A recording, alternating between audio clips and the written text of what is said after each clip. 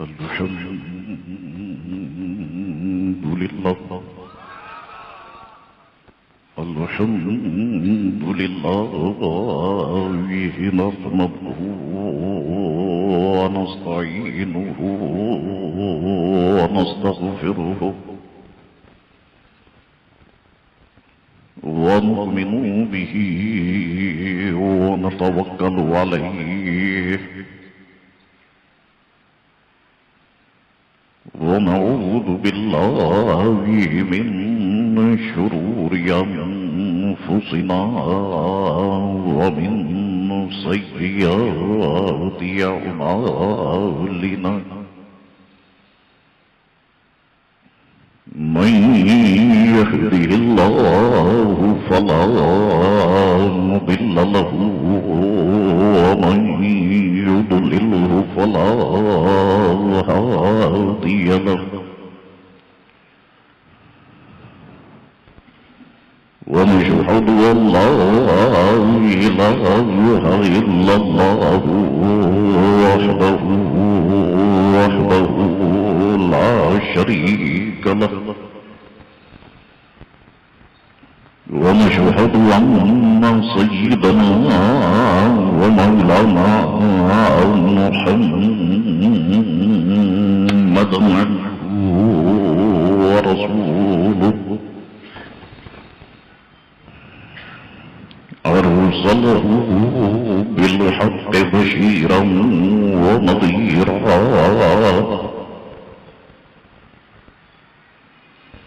أما بعد فأعوذ بالله من الشيطان الرجيم بسم الله الرحمن الرحيم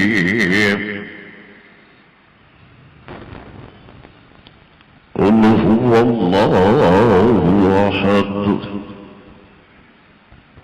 الله الصمد لم يلد ولم يولد ولم يكن له كفوا أحد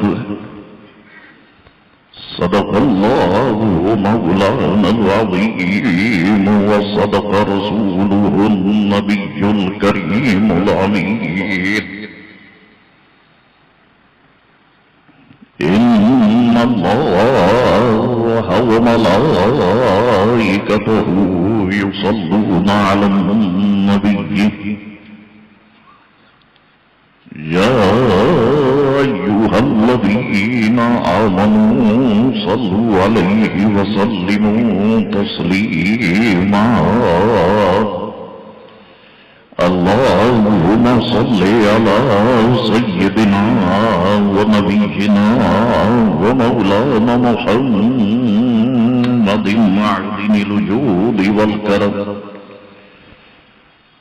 وآله وبارك وسلم صلاة وسلاما عليك يا سيدي يا رسول الله میرے ساتھ مل کے پڑھیے الصلاۃ والسلام علیک یا رسول اللہ وعلی آلک وصحابک یا حبیب اللہ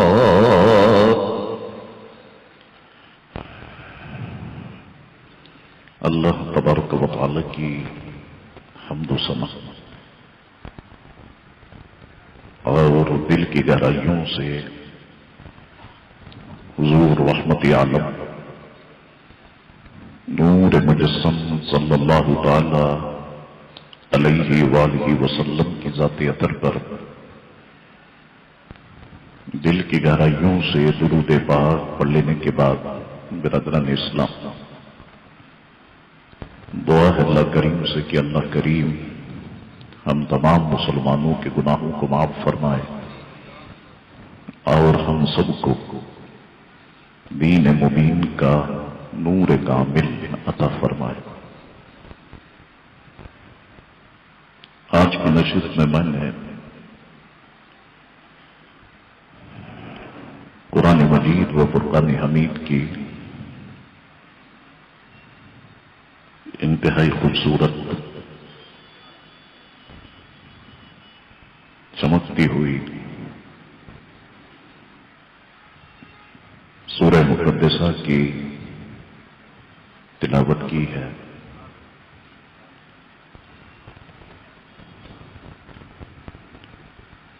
بظاہر ہمیں یہ سورہ مقدسہ انتہائی مختصر لگتی ہے،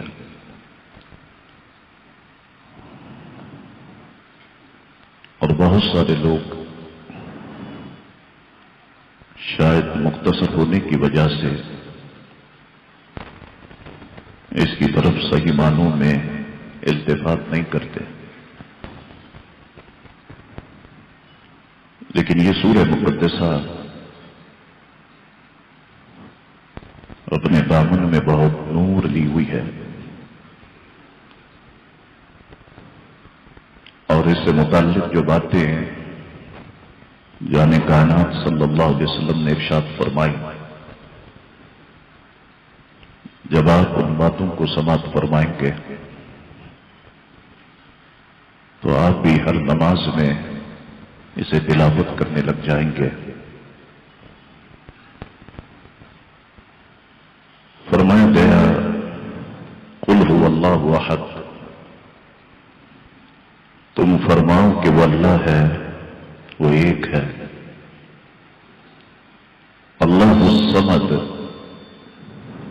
اللہ بے نیاز ہے۔ لم یلد ولم یولد، نہ اس کی کوئی اولاد اور نہ وہ کسی سے پیدا ہوا۔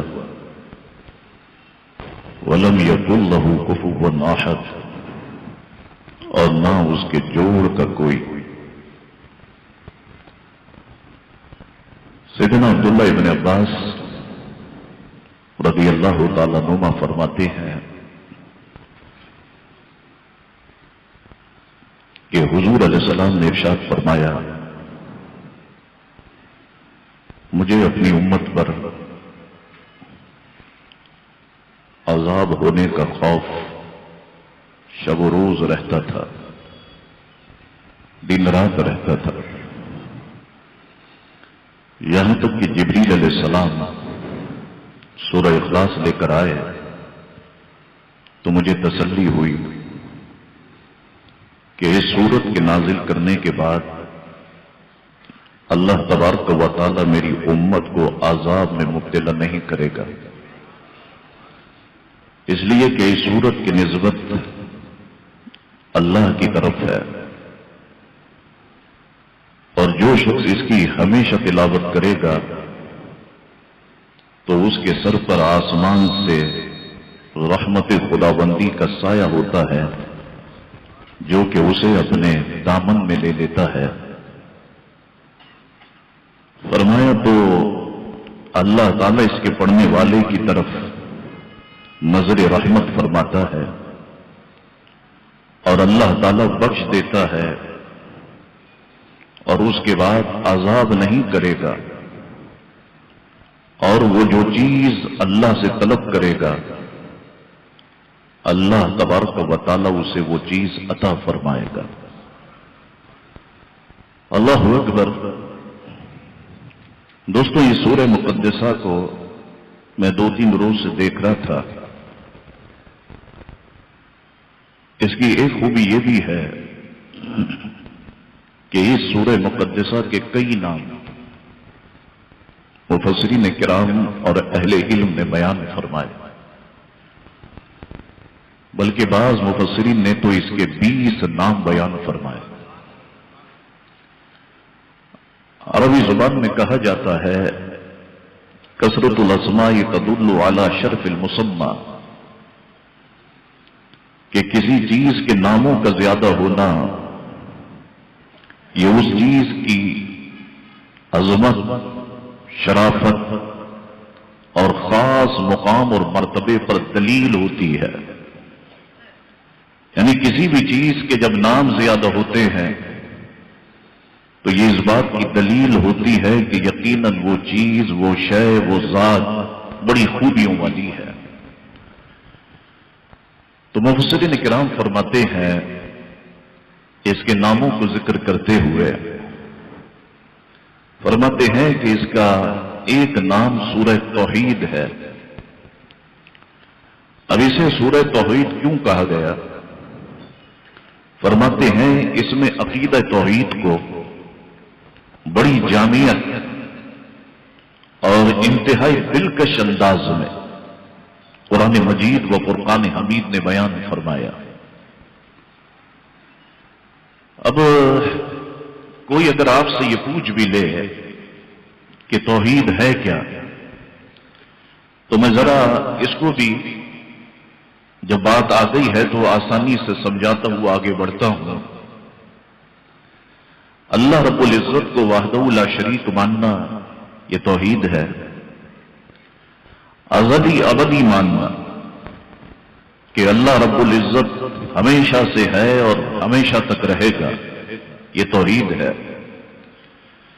تمام جہاں اس کے محتاج ہیں اور وہ کسی کا محتاج نہیں ہے، یہ توحید ہے۔ جس طرح اللہ رب العزت کی ذات ازلی ابدی ہے، اسی طرح سے اس کی صفات بھی ازلی ابدی ہے۔ صفات الہی کو جو مخلوق کہے یا حادث بتائے وہ گمراہ اور بددین کہلاتا ہے۔ وہ کسی کا باپ نہ بیٹا اور نہ اس کی کوئی بیوی، جو اللہ کے لیے معاذ اللہ باپ بیٹا یا بیوی ثابت کرے وہ کافر ہو جائے گا، اور جو باپ بیٹا اور بیوی ہونا ممکن بتائے وہ گمراہ اور بددین کہلائے گا۔ وہ غیب و شہادت سب کو جانتا ہے، علم ذاتی اس کا خاصہ ہے۔ جو علم ذاتی غیر خدا کے لیے ثابت کرے گا وہ بھی کافر ہو جائے گا۔ علم ذاتی کہتے ہیں کہ بغیر اللہ کے دیے خود بخود حاصل ہو جانا۔ جس کو جو کچھ بھی حاصل ہے وہ اللہ کے دیے سے حاصل ہے۔ اللہ رب العزت کو وحدہ لا شریک ماننا اور اس کی تمام صفات کے ساتھ ماننا، یعنی کوئی اللہ کو تو مانے لیکن اس کی صفات کو نہ مانے۔ مثلا یوں کہے کہ اللہ کو تو مانتا ہوں لیکن اللہ رزاق نہیں ہے، معاذ اللہ روزی دینے والا نہیں ہے، اللہ تبارک و تعالی قادر نہیں ہے، تو یاد رکھو کہ ایسا شخص بھی مسلمان کہلانے کا حقدار نہیں ہے۔ اسی طرح کوئی شخص لا الہ الا اللہ تو کہے اور اس کی بڑی تبلیغ کرتا پھرے، لیکن یہ کہے کہ میں محمد رسول اللہ صلی اللہ علیہ وسلم کو معاذ اللہ نہیں مانتا، یا وہ محمد رسول اللہ نہ کہے، لا الہ الا اللہ کہے، تو یاد رکھو کہ ایسا شخص بھی مسلمان نہیں ہو سکتا۔ خدا کے سب ہیں بندے پر خدا ملتا نہیں ان کو، خدا ملتا ہے ان کو جو بنے بندے محمد کے صلی اللہ تعالی علیہ وسلم۔ تو اللہ رب العزت کے تمام انبیاء و مرسلین پر ایمان رکھنا بہت ضروری ہے۔ کسی بھی نبی کی نبوت اور رسالت کا انکار یہ کفر کہلائے گا، یہ بات آپ کی ذہن میں رہنی چاہیے۔ مفسرین فرماتے ہیں کہ اس سورت کا دوسرا نام سورہ نجات بھی ہے۔ اسے سورہ نجات کیوں کہتے ہیں؟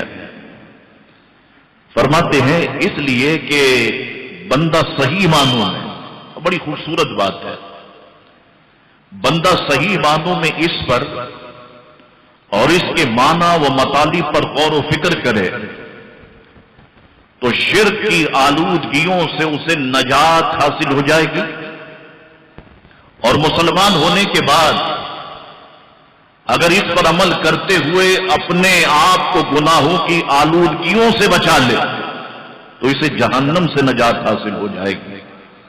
اس لیے اس سورت کو سورہ نجات کہا جاتا ہے۔ اس کا تیسرا نام مفسرین فرماتے ہیں کہ سورہ الاساس بھی ہے. اساس بنیاد کو کہتے ہیں کیونکہ ایمان و عمل کا خوبصورت محل توحید کی بنیاد پر قائم ہوتا ہے. اس کے بغیر اعلیٰ سے اعلیٰ عمل بھی بے معنی اور بے سود ہے. اگر توحید نہیں ہے تو بندہ کتنی ہی نیکیاں کر لے وہ ساری نیکیاں اکارت ہو جائیں گی. اس کا چوتھا نام سورہ المانعہ ہے. مانعہ کا مطلب آپ آسانی سے سمجھیں کہ روکنے والی، چونکہ یہ اپنے پڑھنے والے کو دوزخ کے عذاب سے روک لیتی ہے، بچا لیتی ہے. اس لیے مفسرین فرماتے ہیں کہ اسے سورہ المانعہ بھی کہا جاتا ہے. اس کا پانچواں نام سورہ النور بھی ہے کہ اس کی ضیاء پاشیوں سے مومن کے دونوں جہاں روشن ہو جاتے ہیں اور اس کے ذہن میں اور اس کے دل میں اجالا ہی اجالا ہو جاتا ہے. اس لیے اس سورہ مقدسہ کو سورہ نور بھی کہا جاتا ہے. اس کا چھٹا نام سورہ الامان ہے. اس سورت پر ایمان رکھنے والے کو اللہ رب العزت کے قہر و غضب سے امان حاصل ہو جاتی ہے.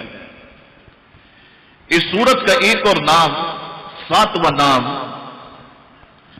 سورہ مقشقشہ، بڑی مشکل سے زبان پہ چڑھتا ہے. سورہ مقشقشہ، خشخشہ کہتے ہیں بیماری سے شفا یاب ہو جانے کو. اس سورت کے ذریعے سے چونکہ کفر و شرک کے مرض سے شفا نصیب ہو جاتی ہے، اس لیے اس سورت کو مقشقشہ کہا جاتا ہے. اگر تھوڑا گہرائی میں اتر کے سمجھانے کی کوشش کروں تو یاد رکھیں کہ عربی زبان میں خشخشہ کہتے ہیں بیماری سے شفا یاب ہو جانا. اب ذہن میں رکھیں کہ ہم لوگ یہ سمجھتے ہیں کہ ایڈس سب سے بڑی بیماری ہے، جان ہی نہیں چھوڑتی. ہم سمجھتے ہیں کہ ہیپاٹائٹس سب سے بڑی بیماری ہے. ہم یہ سمجھتے ہیں کہ ہارٹ اٹیک سب سے بڑی بیماری ہے. ہم یہ سمجھتے ہیں کہ شوگر سب سے بڑی بیماری ہے. ہم یہ سمجھتے ہیں کہ پولیو سب سے بڑی بیماری ہے. لوگ یہ سمجھتے ہیں کہ بواسیر سب سے بڑی بیماری ہے. یاد رکھو، اس دنیا میں اگر سب سے بڑی بیماری کوئی ہے تو وہ کفر ہے، وہ شرک ہے. کفر و شرک یہ کینسر سے بڑی بیماریاں ہیں. ہیپاٹائٹس، پولیو اور شوگر سے بڑی بیماریاں کفر و شرک ہے. کیونکہ یہ ایڈس، یہ شوگر، ہیپاٹائٹس تو بندے کے جسم کو ختم کرتی ہے، اور کفر و شرک ایک ایسی بیماری ہے جو بندے کی دنیا کو بھی ختم کرتی ہے اور بندے کی آخرت کو بھی ختم کرتی ہے.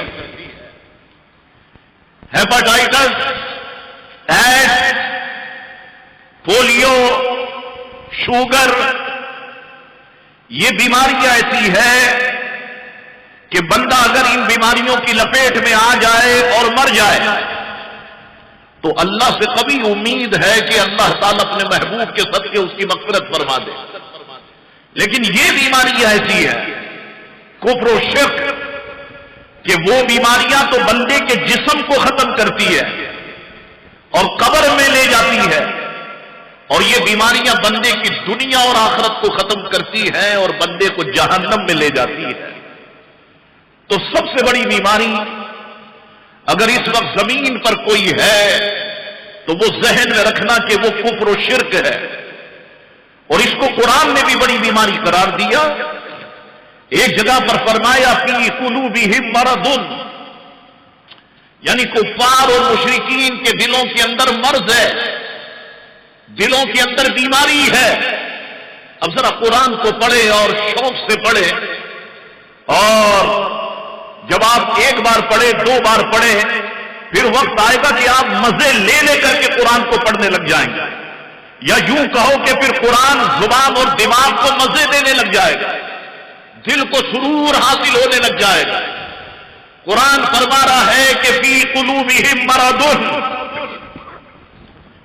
کفار اور مشرکین کے دلوں کے اندر مرض ہے۔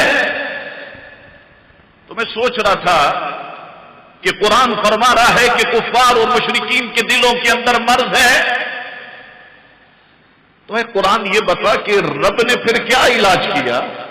رب نے کیا کیا کہ جب ان کے دلوں کے اندر مرض ہے تو قرآن فرماتا ہے فزادہم اللہ مرضا، اللہ تعالیٰ نے ان کے مرض کو بڑھا دیا، ان کی بیماری کو بڑھا دیا۔ وَلَهُمْ عَذَابٌ أَلِيمٌ، اور ان کے لیے دردناک عذاب ہے، بِمَا كَانُوا يَكْذِبُونَ، بدلہ ان کے جھوٹ کا۔ کفار اور مشرکین کے دلوں کے اندر بیماری تھی، اللہ نے ان کی بیماریوں کو بڑھا دیا ہے۔ اللہ اکبر۔ اب اللہ نے ان کی بیماریوں کو کیسے بڑھایا؟ ذرا دلچسپی سے سنیں کہ انہیں دین اسلام جب آیا نا، جب رسول اللہ نے کہا کہ قولوا لا الہ الا اللہ تفلحوا، اے لوگوں تم لا الہ الا اللہ کہو گے تو فلاح پا جاؤ گے، وہ سوچنے لگے کہ ان مورتیوں کے نام پر اتنا پیسہ کھایا، لوگوں کو بلی کا بکرا بنایا، اب وہ سارا پیسہ جائے گا کہاں؟ اب یہ محمد ابن عبداللہ تو کہتے ہیں کہ پتھر کی بے جان مورتیاں ہیں، چھوڑو انہیں، میں تمہیں خدا وحدہ لا شریک کی عبادت کی تعلیم دیتا ہوں۔ اب وہ چڑھاووں کی صورت میں جو پیسہ مل رہا تھا، وہ بلیوں کی صورت میں جو پیسہ مل رہا تھا، وہ اب جائے گا کہاں؟ ہوگا کیا؟ اللہ اکبر۔ تو دین اسلام کی وجہ سے ان کے دل کے اندر ایک مرض پیدا ہو گیا تھا، وہ یہ خواہش رکھتے تھے کہ بس دین اسلام مکے کی چار دیواری میں رہے۔ اللہ نے دین اسلام کو پوری دنیا میں پھیلا دیا۔ فزادہم اللہ مرضا، رب فرماتا ہے ہم نے ان کے مرض کو بڑھا دیا، یعنی اسلام کو ہم نے پوری دنیا میں پھیلا دیا۔ اللہ اکبر۔ پھر جب مسلمان چھپ چھپ کے عبادت کرتے تھے، بڑے خوش ہوتے تھے کہ چلو ہمارا روب، ہمارا دبدبا مسلمانوں پر ہے، علل اعلان تبلیغ نہیں کرتے، چھپ چھپ کے نمازیں پڑھتے ہیں۔ اللہ نے فاروق اعظم کو اسلام قبول کروا دیا۔ اللہ اکبر۔ اسلام اب نمازیں علل اعلان ہونے لگ گئی۔ فرماتے ہیں کہ اب یہ ان پہ بھاری ہو گیا۔ فزادہم اللہ مرضا، رب نے ان کے مرض کو بڑھا دیا۔ اللہ اکبر۔ پھر کیا ہوا؟ مفسرین فرماتے پھر اللہ نے شرعی احکام نازل فرما دیا، مرض اور بڑھ گیا۔ پھر اس پر کمال یہ کہ جہاد کی آیتیں نازل ہونے لگ گئی۔ اب یہ اس سے بڑا کمال ہو گیا اور ان کا مرض جو ہے وہ بڑھتا چلا گیا۔ مفسرین فرماتے ہیں کہ اللہ کی شان عظیم ہے کہ شرعی احکام اور قرآنی آیتیں یہ ہم مسلمانوں کے ایمان کو مضبوط کرتی ہے اور اس سے کفار کا مرض بڑھتا چلا جاتا ہے۔ فی قلوبہم مرضا، ان کے دلوں کے اندر مرض ہے اور ہم نے ان کے مرض کو بڑھا دیا۔ اہل علم فرماتے ہیں جیسے تم نے دیکھا ہوگا بارش کا پانی جب گندگی پر پڑتا ہے نا اسے اور پھیلا دیتا ہے، اور جب پاک چیزوں پر پڑتا ہے تو اسے نکھار دیتا ہے، صاف ستھرا بنا دیتا ہے۔ اللہ اکبر۔ تو اب اس سے یہ پتا چلا کہ یہ جو قرآن فرما رہا ہے فی قلوبہم مرض، ان کے دلوں کے اندر مرض ہے۔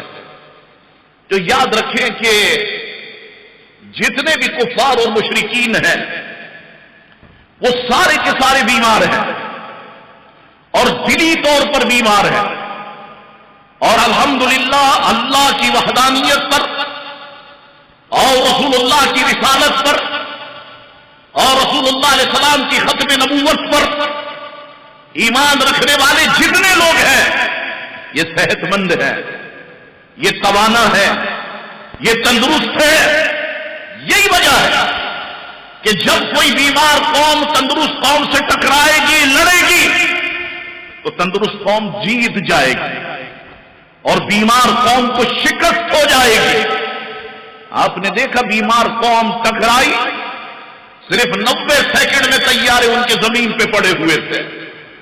تو الحمدللہ ہم مسلمان صحت مند قوم ہے، تو ہمیں کسی سے ڈرنے کی ضرورت نہیں ہے، کسی سے گھبرانے کی ضرورت نہیں ہے۔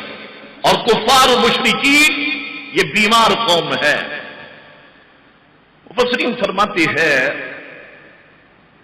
اس کا یہ خاص نام سورہ اخلاص، فرماتے ہیں یہ بڑی اہمیت کا حامل ہے۔ اس سورت کو سورہ اخلاص، ہمارے یہاں کا بچہ جانتا ہے کہ اسے سورہ اخلاص کہا جاتا ہے۔ فرماتے سورہ اخلاص کہنے کی وجہ یہ ہے کہ توحید خالص کا مضمون پوری فصاحت کے ساتھ اس سورہ مقدسہ میں بیان کر دیا گیا۔ اب اس سورہ مقدسہ کو آپ غور سے دیکھیں، 4 آیتیں ہیں اور بعض کے مطابق 5 آیتیں ہیں۔ آپ کہیں یہ کیسے؟ تو بعض نے کہا کہ لم یلد یہ الگ آیت ہے، ولم یولد یہ الگ آیت ہے، تو اس طرح 5، اور بعض نے کہا کہ لم یلد ولم یولد یہ ایک ہی آیت ہے، اس طرح سے 4۔ یہ دماغ میں رہنا چاہیے۔ 15 کلمات اس میں شامل ہیں اور 45 حروف پر یہ آیت مقدسہ۔ اچھا، یہ حروف کی بھی کاؤنٹنگ ہوتی ہے۔ بعض نے کہا کہ 47 حروف پر یہ آیت مقدسہ مشتمل ہے، اور بعض نے 45 کا کہا، بعض نے 47 کا کہا۔ اس کو بھی آپ دیکھ سکتے ہیں۔ تو 47 والا قول چونکہ ہم نے خود کاؤنٹ کیا ابھی، یہی قول بہت درست لگتا ہے۔ اب اس سورہ مقدسہ کے مکی اور مدنی ہونے میں بھی اختلاف ہے۔ بعض علماء کرام کے نزدیک یہ مکی سورہ مقدسہ ہے، اور بعض علماء کرام کے نزدیک یہ مدنی سورہ مقدسہ ہے۔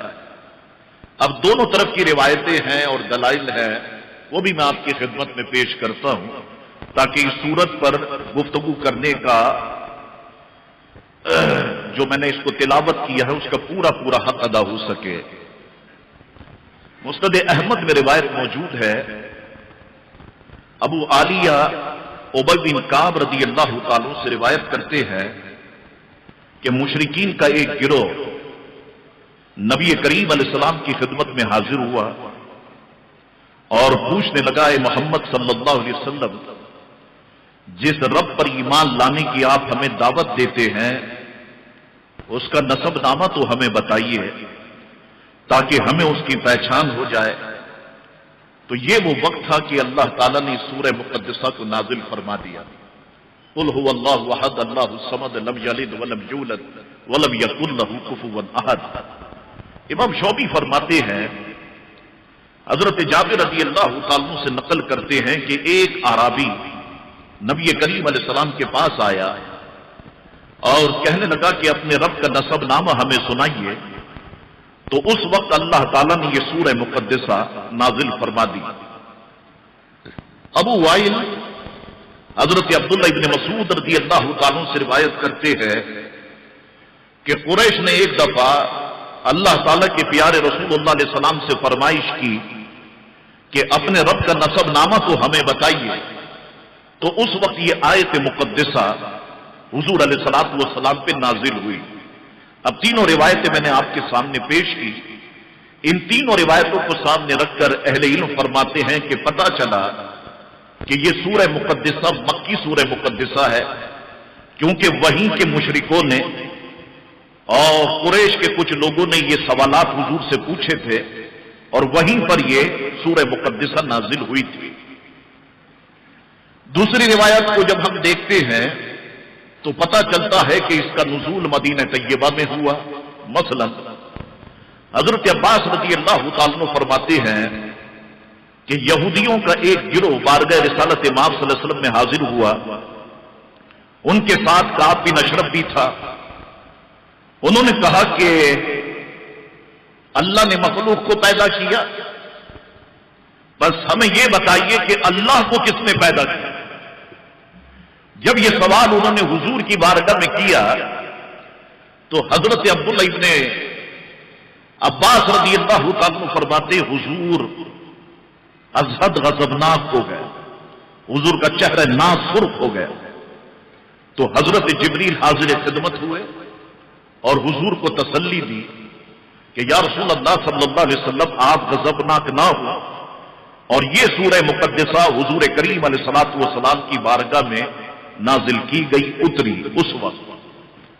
حضرت عطا فرماتے ہیں حضرت ابن عباس رضی اللہ سے نقل کرتے ہیں کہ نجران کے نصارہ کا وقت آیا تو انہوں نے حضور سے پوچھا اپنے رب کی حقیقت تو ہمیں بتائیے، وہ زبرجد کا بنا ہوا ہے، یاقوت کا بنا ہوا ہے، سونے کا بنا ہوا ہے یا چاندی کا بنا ہوا ہے؟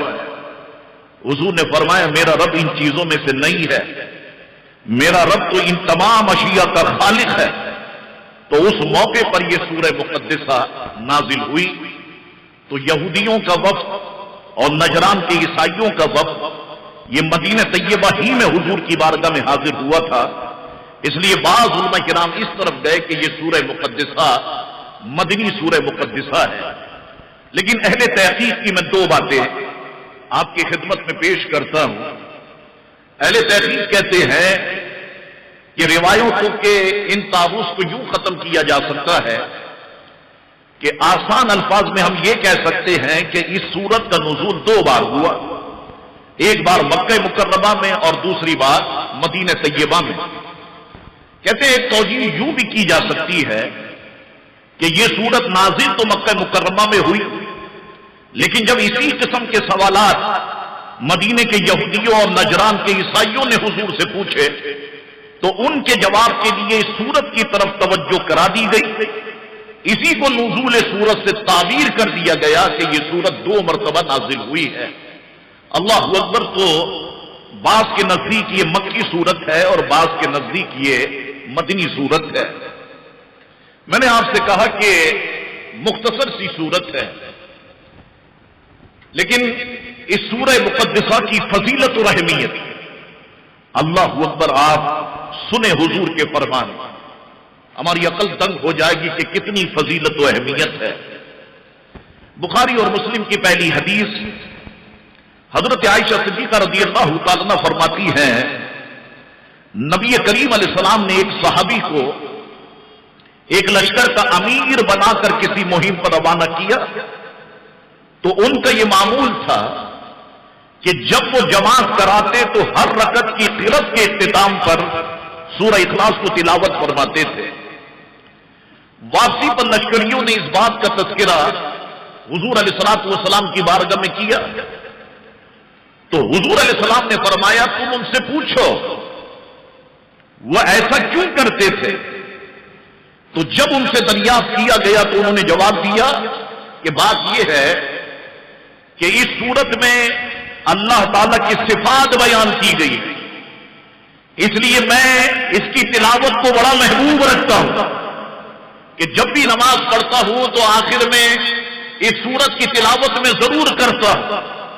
جب حضور کو بتایا گیا یا رسول اللہ وہ صحابی تو یہ بات کہہ رہے ہیں، حضور نے فرمایا انہیں بتاؤ کہ اللہ بھی انہیں محبوب رکھتا ہے.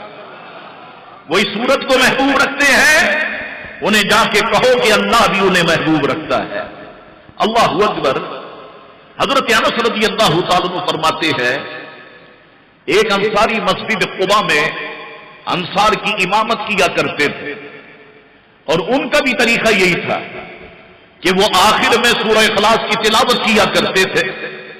ان کے مقتدیوں نے انہیں کہا کہ یہ آپ کیا کرتے ہیں، یا سورہ اخلاص پڑھ لیجئے یا کوئی دوسری سورت پڑھا کیجئے.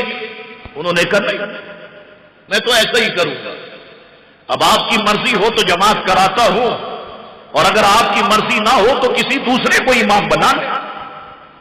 کہتے ہیں کہ ان کی نیکی اور پارسائی کی وجہ سے لوگ کسی دوسرے کو امام مقرر کرنا پسند نہیں کرتے تھے، چنانچہ اس بات کا تذکرہ حضور علیہ السلام کی خدمت میں کیا گیا تو گویا حضور نے انہیں بلایا اور فرمایا تمہارے مقتدی جس طرح کہتے ہیں تم ایسا کیوں نہیں کرتے؟ انہوں نے عرض کی یا رسول اللہ مجھے اس سورت سے بڑا پیار ہے، بڑی محبت ہے۔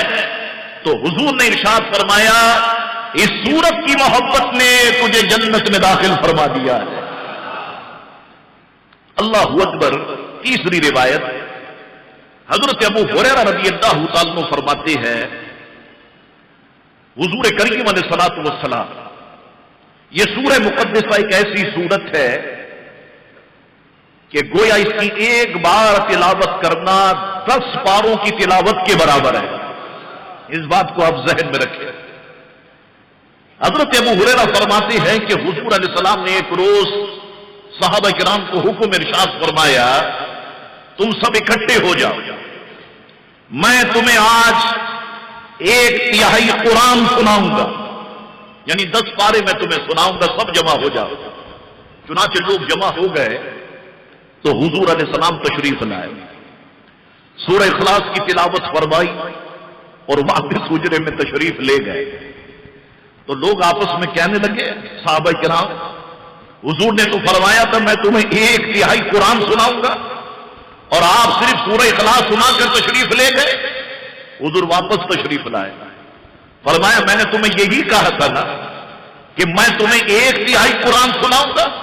کان کھول کے سن لو، یہ سورت 1/3 قرآن کے برابر ہے، یہ سورت 1/3 قرآن کے برابر ہے۔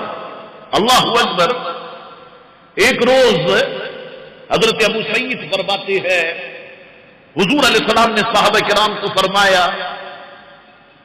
کیا تم 1/3 قرآن ہر رات تلاوت نہیں کر سکتے؟ یعنی 10 پاروں کی تلاوت ہر رات نہیں کر سکتے؟ 1/3 قرآن۔ عرض کی یا رسول اللہ ہم میں سے کون اس کی طاقت رکھتا ہے؟ فرمایا سورہ اخلاص قل هو اللہ احد اللہ الصمد لم یلد ولم یولد ولم یکن لہ کفوا احد۔ اے میرے غلاموں قرآن کی 1/3 ہے، یہ 1/3 ہے۔ اب ہو سکتا ہے کہ کسی کے ذہن میں یہ سوال اٹھ رہا ہو کہ اسے قرآن کی 1/3 کیوں کہا جاتا ہے؟ آخر اس کی وجہ کیا ہے کہ یہ 10 پاروں کے برابر ہے؟ تو اہل علم فرماتے ہیں کہ بہت ساری وجوہات بیان کی ہیں لوگوں نے، لیکن سب سے بہتر یہ ہے کہ قرآن میں 3 چیزوں پر بڑا زور دیا گیا۔ اللہ کی وحدانیت پر ایمان، رسالت پر ایمان، روز قیامت پر ایمان، اور اس صورت میں توحید کا ذکر کیا گیا جو ان 3 چیزوں میں سے ایک ہے، تو اس لیے اس کی تلاوت 1/3 قرآن کے برابر ہے۔ اللہ اکبر۔ یہ بات بھی آپ ذہن میں رکھیں، آج لوگ کہتے ہیں ہم جو دعا مانگتے ہیں دعا قبول نہیں ہوتی، ایسا کیا طریقہ کار اختیار کیا جائے کہ ہم جو دعا مانگے تو ہماری دعا قبول ہو جائے؟ آئیے طریقہ میں آپ کو بتاتا ہوں۔ حضرت ابو ہریرہ رضی اللہ تعالیٰ عنہ فرماتے ہیں ہم حضور علیہ السلام کی معیت میں مسجد میں داخل ہوئے، وہاں پر ایک شخص نماز پڑھ کر دعا مانگ رہا تھا اور عرض کر رہا تھا یعنی اے اللہ میں تجھ سے سوال کرتا ہوں، میں گواہی دیتا ہوں کہ تو احد ہے، تو صمد ہے، تو لم یلد ولم یولد ہے، تو ولم یکن لہ کفوا احد ہے۔ وہ اس طرح سے دعا مانگ رہا تھا تو یہ سن کر حضور نے فرمایا اس پاک ذات کی قسم جس کے دستے قدرت میں میری جان ہے، اس شخص نے اپنے رب سے اس کے اسم اعظم کے وسیلے سے دعا مانگی ہے، اور جب بھی اس کے وسیلے سے سوال کیا جاتا ہے وہ عطا فرماتا ہے، اور جب بھی دعا کی جاتی ہے وہ دعا قبول ہوتی ہے۔ اللہ اکبر۔ تفسیر کبیر میں امام رازی نے اسے ذکر کیا کہ صحابہ کرام فرماتے ہیں کہ ایک دفعہ، اور ان میں حضرت ابو ہریرہ فرماتے ہیں کہ ایک دفعہ ہم حضور کے ساتھ مسجد میں تشریف لے گئے تو ایک شخص کو یوں دعا کرتے ہوئے سنا کہ وہ کہہ رہا تھا، اے اللہ میں تجھ سے سوال کرتا ہوں، تو احد ہے، تو صمد ہے، تو لم یلد ولم یولد ہے، ولم یکن لہ کفوا احد ہے۔ حضور نے جب اس کی دعا سنی تو صحابہ کرام سے فرمایا، بلکہ اس سے فرمایا، اے شخص تجھے بخش دیا گیا، اے شخص تجھے بخش دیا گیا، اے شخص تجھے بخش دیا گیا۔ اللہ اکبر۔ اب جو اس صحابہ کرام اس کی کثرت سے تلاوت کرتے تھے، ان کا مقام اور مرتبہ کیا تھا، ذرا اس کو ہم دیکھتے ہیں۔ ایک دفعہ حضرت جبریل، امام راضی نے اسے ذکر کیا تفسیر کبیر میں، بارگاہ رسالت میں حاضر تھے، حضرت جبریل موجود تھے۔ اتنے میں حضرت ابو ذر غفاری رضی اللہ تعالیٰ عنہ پیچھے سے آئے تو جبریل نے جب ابو ذر کو دیکھا تو حضور کی بارگاہ میں عرض کی کہ یا رسول اللہ یہ ابو ذر ہے نا؟ حضور نے پوچھا کیا تم ملائکہ ابو ذر کو پہچانتے ہو؟ تو جبریل نے کہا جی ہاں، وہ یہاں سے زیادہ تو وہاں مشہور ہے، یہاں سے زیادہ تو وہ وہاں مشہور ہے۔ حضور نے پوچھا کس وجہ سے انہیں یہ فضیلت ملی؟ عرض کی ایک تو یہ اپنے آپ کو اپنے دل میں چھوٹا سمجھتے ہیں، اور دوسری خوبی یہ ہے کہ یہ سورہ اخلاص کی کثرت سے تلاوت کرتے ہیں۔ یا رسول اللہ یہ یہاں سے زیادہ وہاں مشہور ہے۔ اللہ اکبر۔ حضرت سہل بن سعد السعدی فرماتے ہیں، اب یہ بھی ایک مسئلہ قوم کو درپیش ہے کہ صاحب رزق میں برکت نہیں ہے، دسترخوان پہ برکت نہیں ہے، گھر میں برکت نہیں ہے، مال میں برکت نہیں ہے۔ آئیے اس نسخے پر بھی عمل کرے، انشاءاللہ زندگی میں بھی برکت ہوگی، گھر میں بھی برکت ہوگی، مال میں بھی برکت ہوگی، اور اتنی برکت ہوگی کہ آپ کا پیٹ بھر جائے گا، انشاءاللہ آپ کے پڑوسی بھی بھوکے نہیں سوئیں گے، اتنی برکت ہوگی۔ سہل بن سعد السعدی فرماتے ہیں، امام قرطبی نے اسے لکھا کہ ایک شخص نے بارگاہ رسالت امام صلی اللہ علیہ وسلم نے اپنے فکر اور تنگدستی کی شکایت کی، اپنے فکر کی اور تنگدستی کی شکایت کی۔ حضور نے انہیں فرمایا کہ جب تم اپنے گھر میں داخل ہو، اگر وہاں کوئی موجود ہو تو اسے سلام کرو۔ ہم سب کی غلطی کیا ہے؟ ہم سب کی، مجھ سمیت ہم جتنے بیٹھے ہیں، ہم سب کی غلطی یہ ہے کہ ہم اپنے سے چھوٹے کو سلام کرنے میں اپنی بے عزتی محسوس کرتے ہیں۔ جیسے گھر میں کون ہے جو گھر میں داخل ہو اور اپنی بیوی کو سلام کرتا ہو، اپنے بچوں کو سلام کرتا ہو؟ ہے کوئی؟ ہم تو ان سے تقاضا کرتے ہیں کہ جیسے ہی ہم گھر میں داخل ہو تم سلام کرو، میں تمہارا باپ ہوں، سلام کیا کرو۔ لیکن یہ عادت ڈال، جب گھر میں داخل ہو تو گھر میں گھر والوں کو سب سے پہلے سلام کریں، السلام علیکم ورحمۃ اللہ وبرکاتہ، بلند آواز سے سلام کریں۔ اللہ اکبر۔ اب سنیں، گھر میں کوئی ہو تو گھر والوں کو سلام کرو، اور اگر گھر میں کوئی نہ ہو تو کیا کریں؟ سنیے آپ، امام قرطبی نے اسے لکھا ہے، حضور نے فرمایا جب تم اپنے گھر میں داخل ہو، اگر وہاں کوئی موجود ہو تو اسے سلام کہو، اور اگر کوئی موجود نہ ہو تو مجھ مصطفیٰ پہ سلام بھیجو۔ سنا آپ نے؟ گھر میں کوئی موجود ہو تو سلام کہو، اگر کوئی موجود نہ ہو تو مجھ پر سلام بھیجو، اور پھر ایک مرتبہ سورہ اخلاص پڑھو۔ اس آدمی نے اسی ہدایت پر عمل کیا جس نے شکایت کی تھی، اللہ تعالیٰ نے اسے اتنا وافر رزق عطا فرمایا کہ وہ اپنے پڑوسیوں کو بھی فائدہ پہنچانے لگ گیا۔ اللہ اکبر۔ غور فرمایا آپ نے؟ تو آسان سا طریقہ ہے، آج سے عادت ڈال لیں، گھر میں جائیں، آفس میں جائیں، کہیں بھی جائیں تو آپ لوگوں کو سلام کریں گے، اور اگر کوئی نہ ہو تو حضور علیہ السلام کو سلام کریں گے آپ۔ اللہ اکبر۔ امام قاضی ایاز نے علیہ رحمت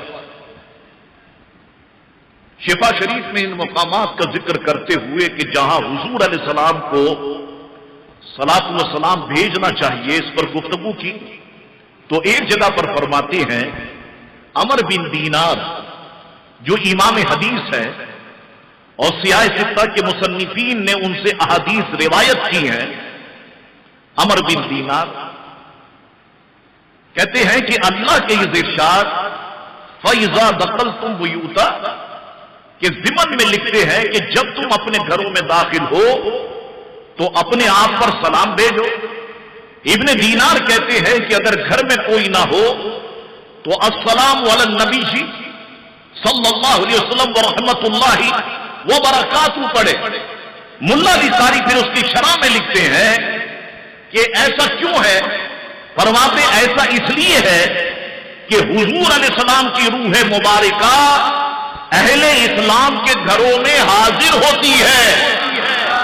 حضور کی روح مبارکہ اہل اسلام کے گھروں میں حاضر ہوتی ہے۔ اللہ اکبر، کیا شان ہے! کہتے ہیں اس لیے ہم پر لازم ہے کہ ہم حضور علیہ السلام پہ سلام بھیجے۔ الحمدللہ، کتنی شاندار بات بیان فرمائی گئی۔ آئیے اور آگے بڑھتے ہیں اور بات حضور بیان فرما رہے ہیں اور ہم سب سن رہے ہیں۔ الفاظ میرے حضور کے ہیں۔ حضور نے فرمایا جس نے سورہ اخلاص کو 10 مرتبہ پڑھا تو اس کے لیے سرخ یاقوت سے محل بنایا جائے گا۔ اچھا، ہم اس کو بھی معمولی سمجھتے ہیں، سرخ یاقوت سے محل بنایا جائے گا، جنت میں درخت لگ جائے گا، صاحب اگر یہ پڑھا ہم اسے معمولی سمجھتے ہیں، لیکن آگے بات آ جائے گی تاکہ یہ کانسیپٹ بالکل کلیئر ہو جائے۔ حضور نے فرمایا جو شخص سورہ اخلاص فرض نمازوں میں پڑھے گا اللہ تعالیٰ اس کے والدین کی بخشش فرما دے گا، اس کا نام اشقیہ بدبختوں کے دفتر سے مٹا دے گا، اعلیٰ اور نیک لوگوں کے دفتر میں لکھ دیا جائے گا۔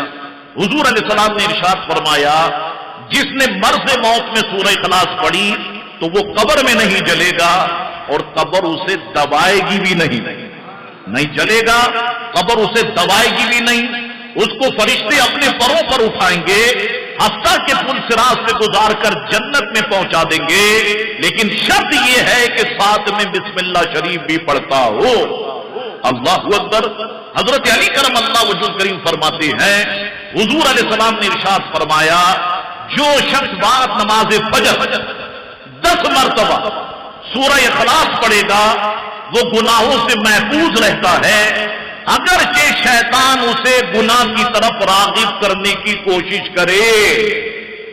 یہ میرا تجربہ ہے اس پر، اور جیسا حضرت علی نے فرمایا اس فقیر نے اس کو ایسا ہی پایا۔ عادت ڈال لیں آپ کہ فجر کی نماز کے بعد آپ نے 10 مرتبہ سورہ اخلاص پڑھ دی ہے، شیطان لاکھ کوشش کرے گا انشاءاللہ آپ کو بہکا نہیں سکے گا۔ تو اس پر خدا کے لیے عمل کرنے کی کوشش کریں۔ اچھا، ہمارے یہاں کیونکہ مختصر طریقہ کار ہم بتاتے ہیں تو پتہ نہیں لوگوں کو یقین کیوں نہیں آتا۔ اب ان کو دلائل الخیرات پڑھنے کے لیے دوں تو بیٹھے رہیں گے، گھنٹوں پڑھتے رہیں گے۔ چھوٹی سی بات بتائی جائے تو اس کو معاذ اللہ معمولی سمجھنے لگ جاتے ہیں۔ یہ وہ بڑی اہم باتیں ہیں جو اکابر اہل علم نے کتابوں سے نکال کر ہمیں بتائی ہے، ہمارے سامنے رکھی ہیں تاکہ ہم ان باتوں پر عمل کریں۔ حضرت ابی بن کعب فرماتے ہیں کہ حضور نے فرمایا جس نے سورہ اخلاص کو 1 مرتبہ پڑھا اللہ تعالیٰ اسے 100 شہیدوں کا ثواب عطا فرماتا ہے۔ حضرت انس فرماتے ہیں کہ حضور نے فرمایا جس نے روزانہ 200 مرتبہ سورہ اخلاص کو پڑھا اللہ تعالیٰ اس کے 50 سال کے گناہ معاف فرما دے گا جبکہ اس پہ قرض نہ ہو۔ حضرت ابو ہریرہ فرماتے ہیں کہ حضور نے ایک شخص کو سورہ اخلاص پڑھتے ہوئے سنا تو فرمایا وجبت، واجب ہو گئی۔ اس نے عرض کی وما وجبت، یا رسول اللہ کیا چیز واجب ہو گئی؟ فرمایا قال الجنہ، فرمایا کہ جنت واجب ہو گئی۔ اللہ اکبر۔ حضرت انس بن مالک رضی اللہ تعالیٰ عنہ فرماتے ہیں ہم حضور کریم علیہ السلام کے ساتھ مقام تبوک پر تھے اور سورج اتنا چمکدار تھا کہ ایسی روشنی ہم نے سورج کی اس سے پہلے کبھی نہیں دیکھی، اتنا چمکدار سورج تھا۔ ابھی مدینہ منورہ ہم سے 1 مہینے کے فاصلے پر تھا، مقام تبوک پر ہم تھے۔ ذرا غور سے سنیے گا، کہتے ہیں ابھی مدینہ طیبہ سے 1 ماہ کے فاصلے پر ہم لوگ تھے کہ سورج کی روشنی میں تبدیلی آ گئی. پہلے چمکدار تھا، اب تبدیلی آ گئی. جبریل امین حضور علیہ السلام کی بارگاہ اقدس میں حاضر ہوئے تو حضور علیہ السلام نے ارشاد فرمایا، اے جبریل کیا وجہ ہے جو سورج کی روشنی میں تبدیلی واقع ہو گئی؟ یعنی پہلے چمکدار تھا، اب تبدیلی واقع ہو گئی. تو جبریل امین نے عرض کی کہ یا رسول اللہ صلی اللہ علیہ وسلم، میرے آقا، فرشتوں کے پروں کی کثرت کی وجہ سے یہ تبدیلی واقع ہوئی ہے. حضور نے فرمایا ایسا کیوں ہوا؟ تو جبریل علیہ السلام نے عرض کی کہ آج مدینہ طیبہ میں معاویہ بن قروہ رضی اللہ تعالیٰ عنہ کا انتقال ہو گیا ہے اور اللہ تعالیٰ نے 70,000 فرشتوں کو بھیجا ہے تاکہ وہ ان کی نماز جنازہ میں شامل ہوں. حضور علیہ السلام نے ارشاد فرمایا یہ ایسا کیوں ہوا؟ عرض کی یا رسول اللہ، میرے آقا وہ کثرت سے رات کو اور دن میں چلتے پھرتے، آتے جاتے، اٹھتے بیٹھتے، ہر حال میں سورہ اخلاص کی تلاوت کیا کرتے تھے. یہ اس وجہ سے ہوا.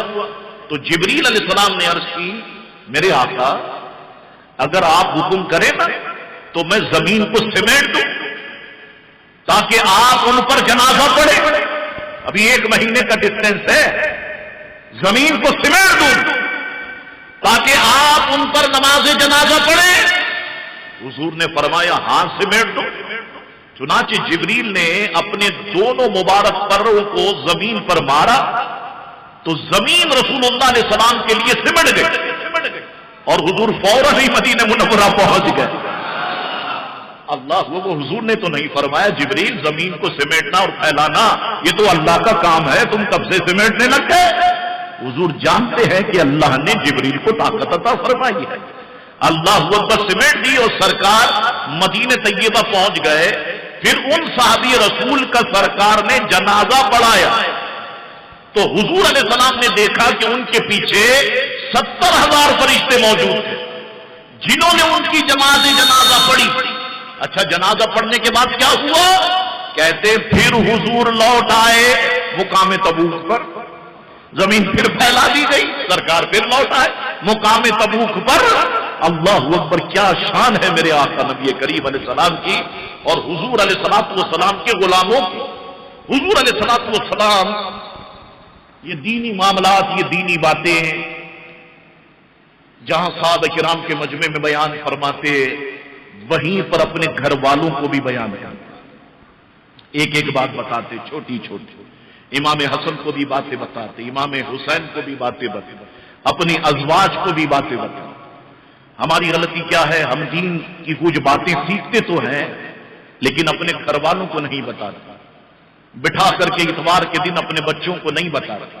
ذرا بیٹھے نا کسی دن اتوار کے دن بچوں کے ساتھ، کہے ذرا کلمے تو سناؤ، ذرا نماز کا طریقہ تو بتاؤ، اذان تو سناؤ، نماز جنازہ کیسے پڑھی جاتی ہے ذرا بتاؤ تو صحیح. اگر ہم تھوڑا سا وقت اتوار کا 1-2 گھنٹے بچوں میں لگا دیں تو میں سمجھتا ہوں کہ بچوں کی اچھی طرح سے تربیت ہو جائے گی. حضرت عائشہ صدیقہ فرماتی ہیں کہ حضور نے فرمایا اے عائشہ تم سویا نہ کرو جب تک کہ یہ 4 کام نہ کر لیا کرو. حضرت عائشہ صدیقہ نے عرض کی میرے آقا کون سے کام؟ فرمایا جب تک تم قرآن پاک ختم نہ کر لیا کرو سویا نہ کرو، جب تک تم تمام انبیاء کرام کو روز قیامت کے لیے شفیع نہ بنا لیا کرو سویا نہ کرو، جب تک تم تمام مسلمانوں کی رضا حاصل نہ کر لیا کرو سویا نہ کرو، جب تک تم حج اور عمرہ نہ کر لیا کرو سویا نہ کرو. حضرت عائشہ صدیقہ نے عرض کی یا رسول اللہ میرے آقا سونے سے قبل یہ 4 کام کرنے کی مجھ میں تو طاقت نہیں ہے. جب حضرت عائشہ نے یہ کہا نا فتبسم رسول اللہ صلی اللہ علیہ وسلم تو حضور علیہ السلام مسکرا دی اور آپ نے فرمایا سورہ اخلاص اگر آپ پڑھیں گی تو عائشہ یہ ایسے ہی ہے جیسے آپ نے پورے قرآن کی تلاوت فرمائی. جب آپ نے مجھ پر اور میرے قبل ہونے والے مجھ سے پہلے انبیاء کرام پہ درود بھیجا تو یہ ایسا ہی ہے کہ آپ نے سب کو شفاعت کے لیے، اپنی شفاعت کے لیے سب کو تیار کر دیا. اور جب آپ نے مومنین کے لیے بخشش مانگی تو تمام مومنین کی خوشنودی آپ کو حاصل ہو گئی، اور جب آپ نے یہ کہا سبحان اللہ والحمدللہ لا الہ الا اللہ واللہ اکبر، بس آپ نے حج اور عمرہ ادا فرما لیا۔ اللہ اکبر۔ عائشہ جب یہ سویا کرو نا تو یہ 4 کام ضرور کیا کرو۔ اللہ اکبر۔ درۃ الناصحین کتاب کا نام ہے، صفحہ نمبر 393 ہے، یہ عبارت موجود ہے کہ رسول اللہ علیہ السلام مدینہ طیبہ کے دروازے پر جلوہ فروز تھے، اتنے میں ایک شخص کا جنازہ آیا۔ حضور علیہ السلام نے ارشاد فرمایا کیا اس پر کوئی قرض ہے؟ تو عرض کیا گیا اس پر 4 درہم کا قرض تھا جو یہ ادا کیے بغیر مر گئے۔ تو حضور علیہ السلام نے فرمایا تم اس کا جنازہ پڑھو، میں اس کا جنازہ نہیں پڑھوں گا۔ تو جبریل علیہ السلام حاضر خدمت ہوئے، عرض کی کہ تحقیق اللہ تعالیٰ آپ کو سلام کہتا ہے، اور اللہ تعالیٰ فرماتا ہے کہ محبوب میں نے جبریل کو اس کی شکل میں بھیج کر اس کا قرض ادا کر دیا ہے، اٹھیے اس کا جنازہ پڑھیے، تحقیق یہ بخشا ہوا ہے، اور جو اس کا جنازہ پڑھے گا اللہ اس کو بھی بخش دے گا۔ تو رسول اللہ علیہ السلام نے فرمایا اسے یہ مرتبہ کیسے حاصل ہوا؟ تو جبریل امین نے عرض کی یا رسول اللہ یہ ہر روز 100 مرتبہ سورہ اخلاص پڑھتا تھا، 100 مرتبہ سورہ اخلاص پڑھتا تھا، اس وجہ سے اللہ تبارک و تعالی نے اس کو یہ مقام اور اس کو یہ مرتبہ عطا فرمایا۔ حضور علیہ السلام نے ارشاد فرمایا جو عمر میں 1 مرتبہ سورہ اخلاص پڑھے گا وہ دنیا سے نہیں جائے گا جب تک کہ جنت میں اپنا مکان نہ دیکھ لے گا۔ خصوصاً جس شخص نے اس کو 5 نمازوں میں روزانہ 1 مرتبہ پڑھا وہ قیامت کے روز شفاعت کرے گا اپنے تمام عزیز و اقارب کی جن پر دوزخ واجب ہو چکی ہوگی۔ حضور علیہ السلام نے ارشاد فرمایا جس نے سورہ اخلاص کو 10 مرتبہ پڑھا اللہ تعالیٰ اس کو جنت میں 1 محل عطا کرے گا، اور جس نے 20 مرتبہ پڑھا اللہ اسے 2 محل عطا فرمائے گا۔ حضور فاروق اعظم نے عرض کی پھر تو ہم بہت سے محل بنوا لیں گے یا رسول اللہ، پھر تو ہم بہت سے محل بنوا لیں گے۔ حضور نے فرمایا اے عمر تم عطائے رب جلیل پر تعجب نہ کرو، اللہ کی جنت بہت وسیع ہے اور اس کی عطا بھی بہت وسیع ہے۔ اللہ اکبر۔ دیکھیں ہم سمجھتے ہیں صاحب یہ 100 شہیدوں کا ثواب اور یہ جنت اور جنت میں درخت یہ تو ساری مولویوں کی باتیں ہیں، لیکن یہاں دیکھیں سرکار نے کتنی شاندار بات ارشاد فرمائی کہ حضور علیہ السلام نے ارشاد فرمایا اے عمر تم عطائے جلیل پر جو ہے وہ تعجب نہ کرو۔ اللہ اکبر۔ امام خازن نے اس کو لکھا کہ ایک شخص کے فوت ہو جانے کے بعد اس کے والدین نے اسے خواب میں دیکھا تو دیکھا خواب میں کہ وہ دوزخ میں بند ہے، پھر دوسری رات خواب میں دیکھا تو وہ جنت میں تھا، پوچھا کل تو دوزخ میں تھا آج جنت میں کیسے پہنچ گیا؟ اس نے جواب دیا بات یہ ہے ایک شخص قبرستان کے پاس سے گزرا اور اس نے 3 مرتبہ سورہ اخلاص پڑھی اور پھر اس کا ثواب ہمیں بخش دیا، تو جو ہم قبرستان میں مدفون لوگوں میں تقسیم ہو گیا اور جو ثواب میرے حصے میں آیا اس کی برکت سے مجھے دوزخ سے نجات حاصل ہو گئی۔ کتنا آسان کام ہے، قبرستان جایا کرے، بالخصوص جمعے کو قبرستان جانا بڑی فضیلت کا باعث ہے۔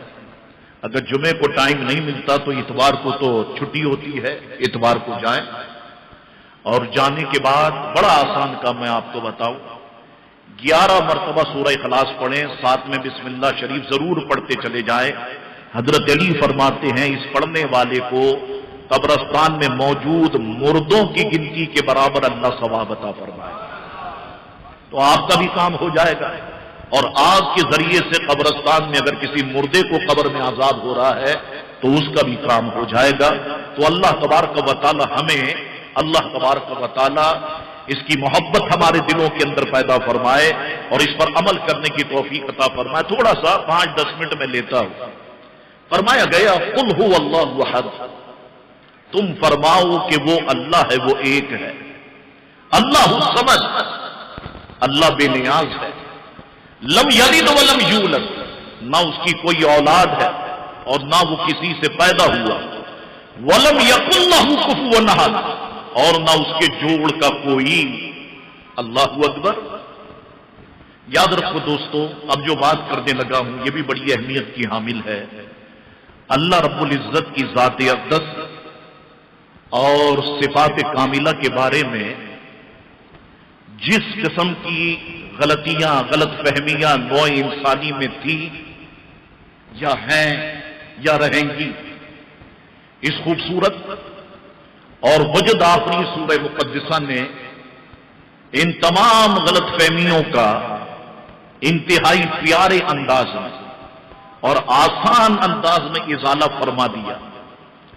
اگر آپ دنیا میں بسنے والے انسانوں کے مذہبی عقائد کا مطالعہ کریں تو خالق کائنات کے بارے میں بھات بھات کی بولیاں سن کر نہ صرف یہ کہ آپ کا دماغ چکرانے لگے گا بلکہ آپ کا دل بھی ڈوبنے لگ جائے گا۔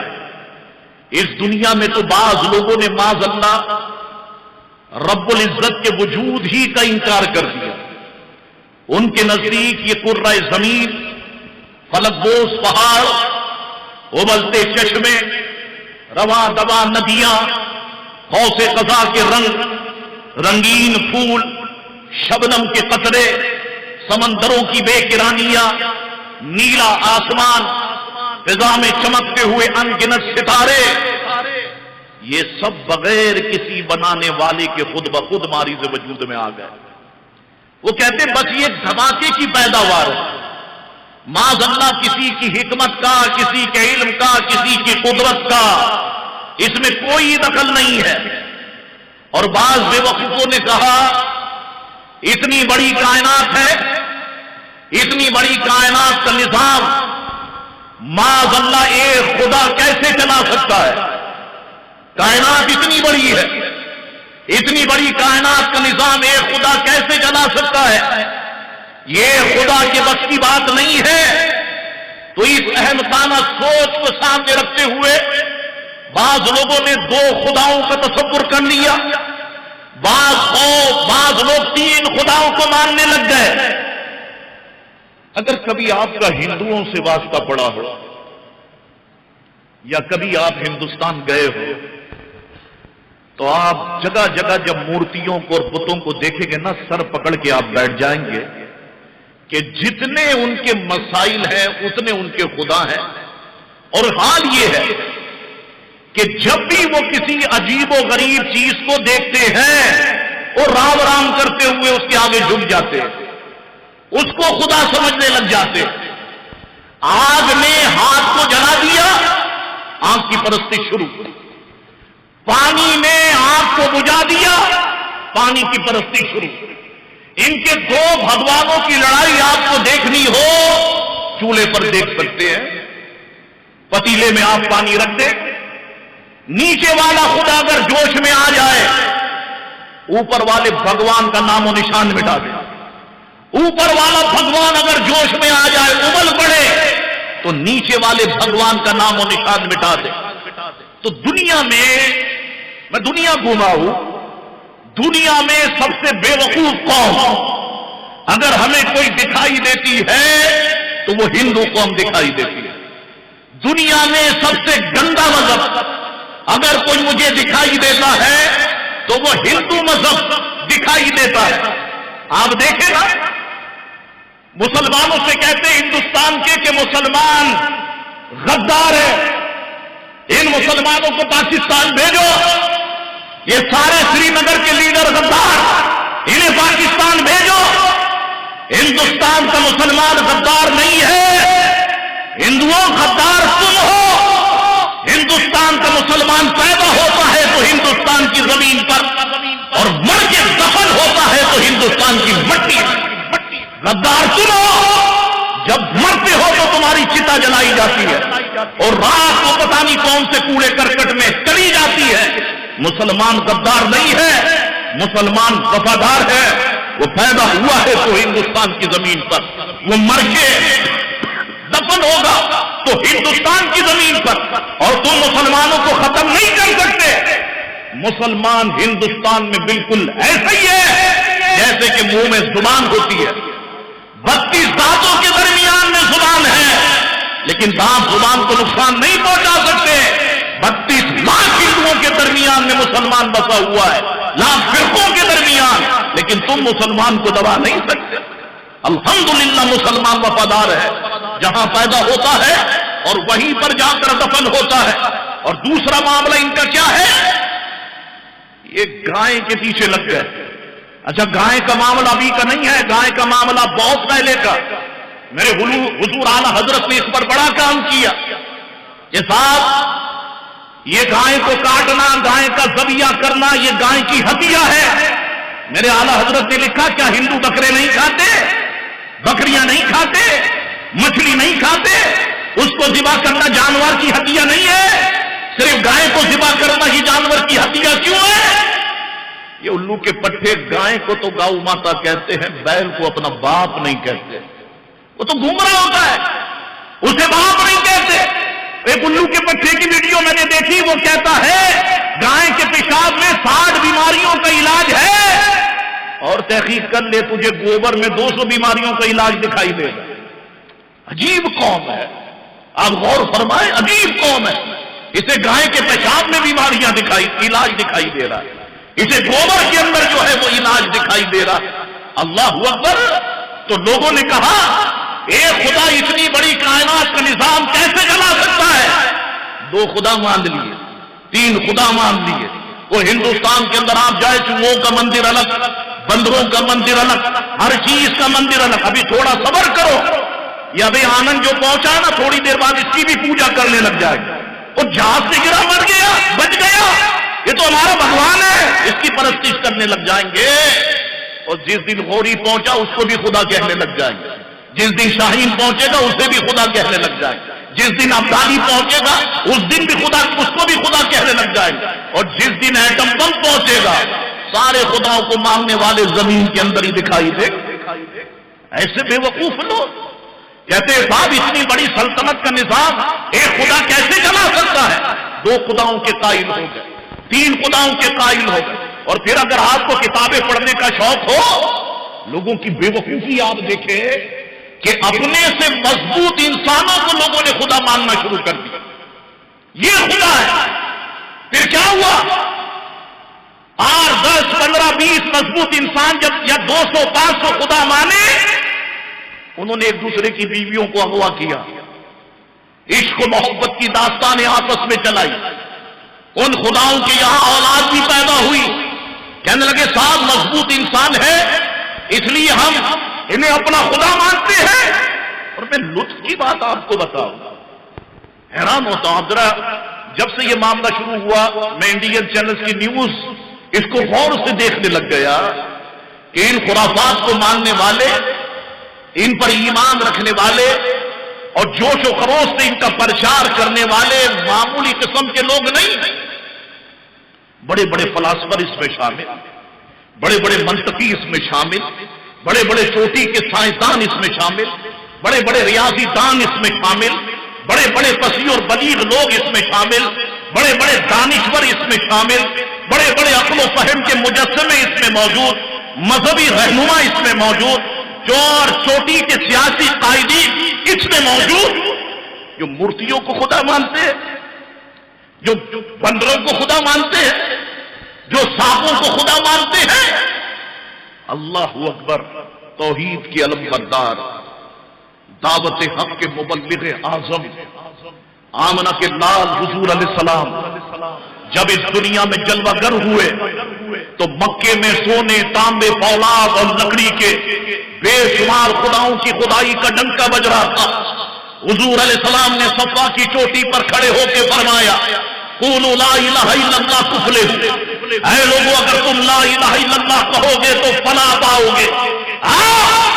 یہ لات، منات، عزا، ہبل، یہ سب پتھر کی بے جان مورتیاں ہیں۔ میں تمہیں خدا وحدہ لا شریک کی عبادت کی تعلیم دیتا۔ لوگوں جب حضور نے یہ بات کی نا، مبصرین اور اہل علم فرماتے ہیں سوالات کا، استفسارات کا ایک سیلاب امٹ آیا، فرمائشوں پہ فرمائشیں ہونے لگ گئی۔ کسی نے سوال کیا محمد ابن عبداللہ ذرا اپنے رب کا نسب تو بیان کرو. آپ کا رب کس چیز کا بنا ہوا ہے؟ سونے کا ہے، چاندی کا ہے، لوہے کا ہے، تانبے کا ہے؟ کسی نے کہا ہر چیز کا کوئی نہ کوئی مادہ ہوتا ہے. آپ کے رب کا مادہ کیا ہے؟ کسی نے کہا یہ تو بتاؤ آپ کے رب کی خوراک کیا ہے کہ اتنی بڑی کائنات کو اس نے بنا دیا؟ اللہ اکبر. جب اس قسم کے سوالات ہونے لگ گئے اللہ تعالیٰ نے خود نہیں فرمایا اے بندو سنو میں اللہ ایک ہوں، میں سمد ہوں، میں لم یلد ولم یولد ہوں، میں ولم یکن لہ کفوا احد ہوں. خود نہیں فرمایا، محبوب سے فرمایا اے محبوب ہم نے تجھے کمالات بنا کر نے تجھے کمالات دے کر کے بھیجا ہے. پیارے تو نے چاہا تو چاند کو 2 ٹکڑے کر دیا، تو نے چاہا تو ڈوبے ہوئے سورج کو لوٹا دیا، تو نے چاہا تو انگلیوں سے پانی کے چشمے جاری کروا دیے. اے محبوب ہم لوگ میرا تعارف پوچھتے ہیں تو کھڑے ہو کے کہہ دینا قل هو اللہ احد اللہ الصمد لم یلد ولم یولد ولم یکن لہ کفوا احد. اللہ اکبر. اب وقت آیا آمنہ کے لال نے اپنی یاقوتی لبوں کو جنبش دینا شروع کر دیا. فرمایا لوگوں قل هو اللہ احد، اے لوگوں سنو میرا اللہ ایک ہے، اللہ الصمد وہ بے نیاز ہے، لم یلد ولم یولد ولم یکن لہ کفوا احد. محبوب تو کہے، اے محبوب جب تو کہے گا نا لوگ سوچیں گے چاند کو 2 ٹکڑے کرنے والے محمد، سورج کو لوٹانے والے محمد، انگلیوں سے پانی کے چشمے جاری کرنے والے محمد، یہ بھی کسی کی بارگاہ میں جھکتے ہیں، یہ بھی کسی کو اپنا رب کہتے ہیں. اے لوگوں ان کی باتیں سچی ہیں، ان کے دامن کو تھام لو. جس کی بارگاہ میں یہ جھکتے ہیں ان کے پیچھے سب جھکنے لگ جاؤ. اللہ اکبر. حضور نے جس وقت یہ آیت سورت تلاوت فرمائی تو زمین کی وسعتیں، آسمان کی رفتیں، فضا کی پہنائیاں، عرش کی بلندیاں اس صدائے حق سے گونجنے لگ گئی. پھر دین اسلام کا آفتاب طلوع ہوا، مذاہب باطلہ کے چراغ بجھ گئے، اسلام کا پرچم روشن ہو گیا، بلند ہو گیا. حضور نے فرمایا لوگوں جس خدا کی حریم ناز تک لے جانا چاہتا ہو سنو میرا خدا اندھے بہرے بتوں کی طرح پتھر یا تانبے کا بنا ہوا نہیں ہے. وہ اللہ احد ہے، وہ صمد ہے، وہ لم یلد ولم یولد ہے، اس کے جوڑ کا کوئی نہیں ہے. حضور نے جب مکے کی وادی میں یہ اعلان فرمایا جتنے 360 کے 360 بت تھے حضور کا اعلان سنتے ہی دھڑام سے زمین پہ گر گئے، دھڑام زمین پہ گر گئے. اللہ اکبر. یہ شان ہے آمنہ کے لال پیارے مصطفیٰ کریم صلی اللہ علیہ وسلم کی.